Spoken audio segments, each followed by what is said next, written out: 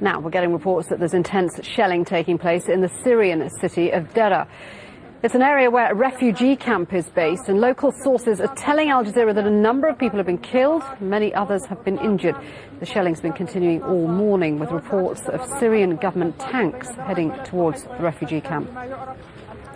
Elsewhere in Syria, heavy shelling has been reported in Idlib on the western side of the city. There's also been fighting between armed rebels and government forces. Activists are reporting further shelling in Douma, a Damascus suburb. Residents there are fleeing.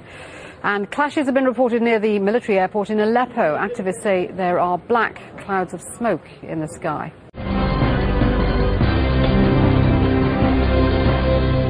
Syria's foreign minister says some members of the UN Security Council are supporting rebel forces in his country, while Nida Muallim says those countries launched a war against terrorism, but they're now using that as an excuse to target Syria. In what context can we classify the explicit request by the United States to the armed terrorist groups not to surrender their arms as a response to amnesty decrees and decisions issued by the Syrian leadership?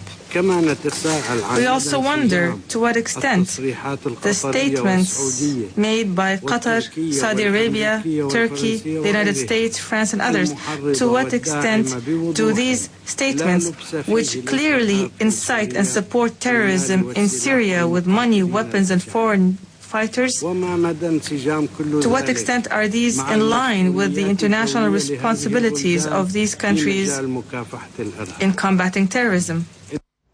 Well, UN Secretary-General Ban Ki-moon spoke with the Syrian Foreign Minister on the sidelines of the General Assembly.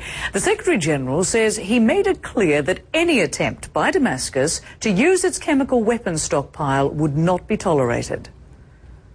I have expressed grave concerns with the statements made by representatives of the Syrian government regarding the existence of chemical weapons and their possible use.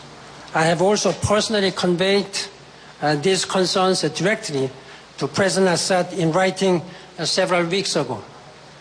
I once again emphasize the fundamental responsibility of the Syrian government to ensure the safety and security of any such stockpiles.